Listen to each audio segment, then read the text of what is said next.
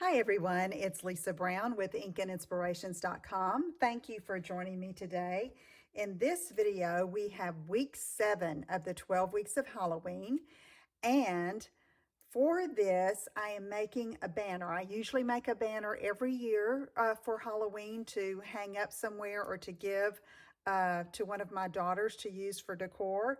So this year, this is the banner I am making, and I'm using the Have a Hoot bundle with these cute little owls, the Magic in This Night Designer Series paper, and some other embellishments and products from Stampin' Up. So we're going to get started with this, but first what you need to do, if you're going to make one similar to this, I chose 3 different patterns of the designer papers. I loved these 3 colors, the Rich Razzleberry, Pretty Peacock, and Cajun Craze. So I cut 2 of each, and then I chose the Cajun Craze for my center banner, so I have 5 pieces. Then I also chose a coordinating print that contained those colors. So you can see I have this floral that I used, and I cut 5 strips for each banner piece. And these measure 1 inch by 3 3/4. Now for your banner pieces, and I'm going to show you the process for that in just a minute, but I started out with a 3 3/4 by 5-inch piece of each of the designer papers. Okay, let's get started. Okay, so now I have all of my banner pieces cut to 3 3/4 by 5, and I'm going to cut a little point down here on the bottom of each banner. Now, for banners, you can do any shape. You can use die cut shapes. You could leave it as a rectangle. You could use circles. It's just a matter of preference. This is a new shape for me that I'm trying, and so I wanted to show you how I did it. I used a ruler to measure up 1 inch on each side. I can put it here on my Okay, so I went 1 inch on each side, and then I measured 1 7/8 in the center, and then I drew a line connecting each point, and then I just cut. And so once I got my first one done, again, it was 1 inch up, 1 inch, and then 1 7/8 inch to the center. And then I just turned over my pieces here, and I just trace it with a pencil or a pen on the back side. And let's see, I'm going to use a pencil. It might show up a little better. And then I cut it, okay? So let me just show you how I did that. It's just a rough cut. It's just cut it straight from point to point.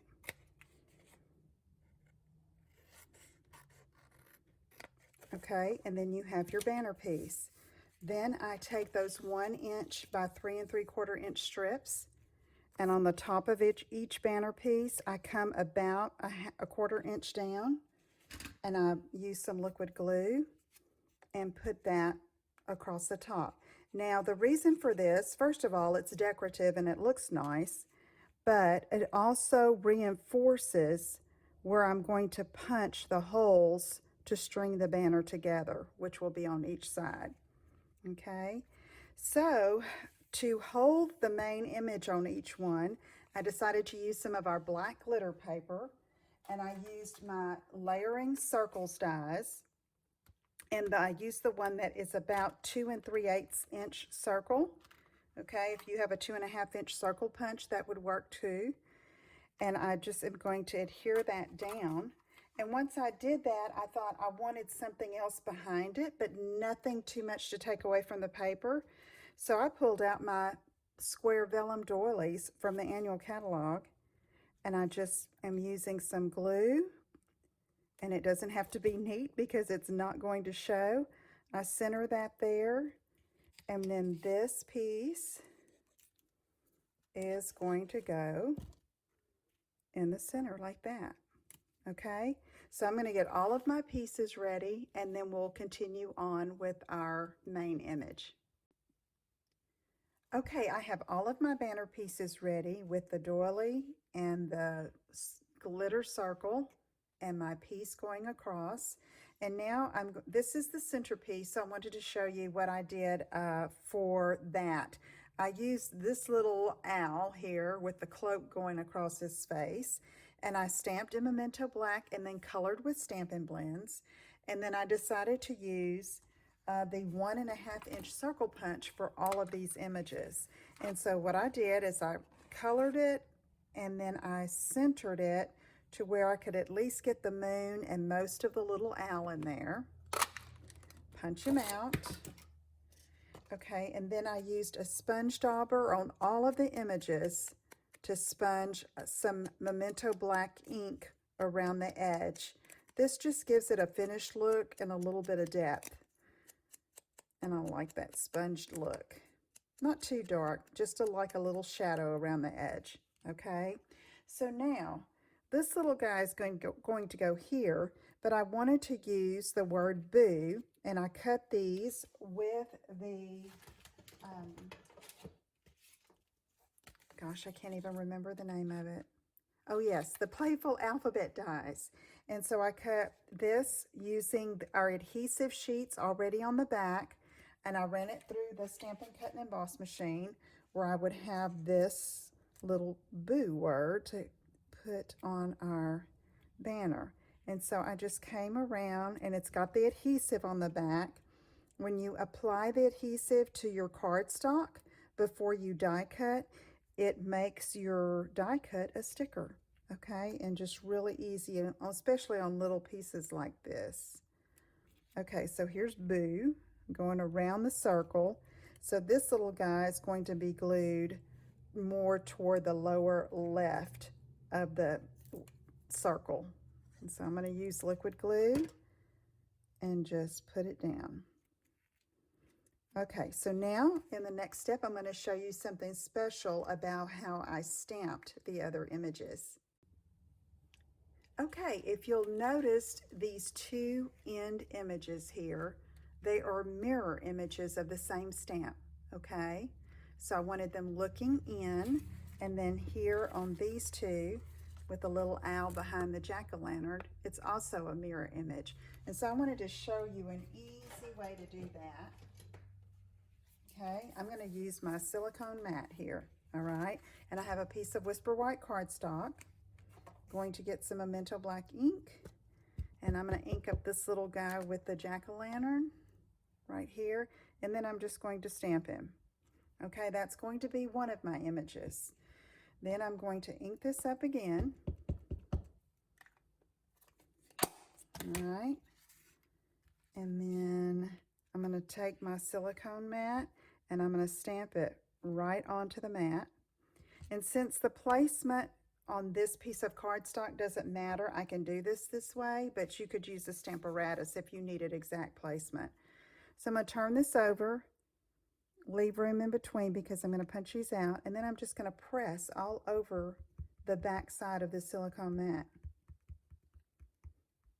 And I want to press pretty good to make sure I get all the ink down, and then I very gently lift up, and there's the mirror image, okay?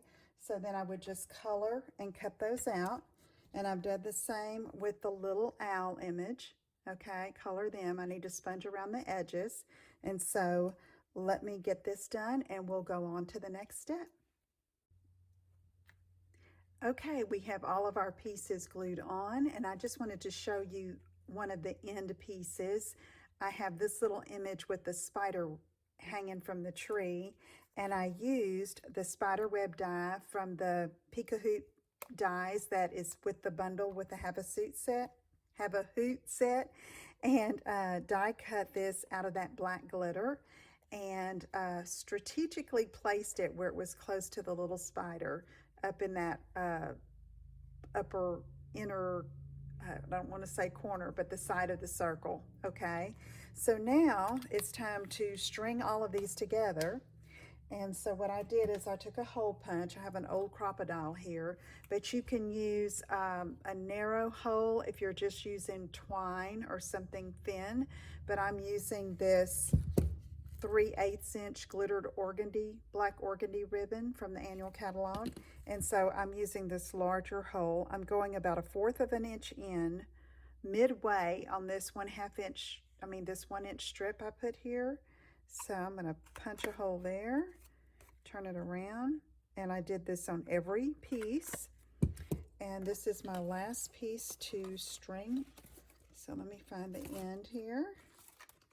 And I never cut the ribbon off of the bolt until I'm through stringing. So I can't really tell you how long to make it. I leave at least 1.5 feet or so on each end so that I have some leeway as to where I'm going to hang it. Sometimes you need a little bit more.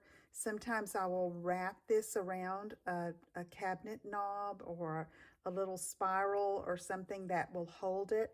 So you just use your own judgment on that. So got this here. I've got everything strung but this last little piece. And so what I like to do when I start off, and for each of the banner pieces, I go from behind, especially if the ribbon is really pretty and you want it to show. So like this, it comes across the front and adds a little bit more embellishment to your banner piece. And then just pull it through. And this extra piece of paper really helps reinforce that. I've had some banners for years that I have done that, and sometimes I will even punch a 1/2 inch circle to put over that, but I have found that this works really well with this extra reinforcing piece, and besides that, it just looks pretty. Okay, so I think I have enough here on this side, so I'm going to cut it off the bolt over here, give myself plenty of room, and find my scissors.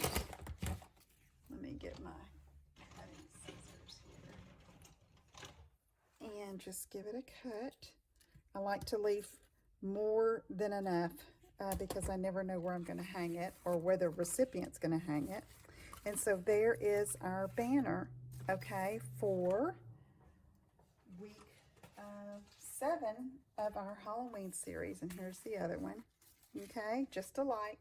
Okay, if you have any questions, let me know. Visit my website at inkinspirations.com, and I will have the details and cuts and everything so that you can make your own banner for Halloween. Thanks for joining me. Take care. Bye-bye.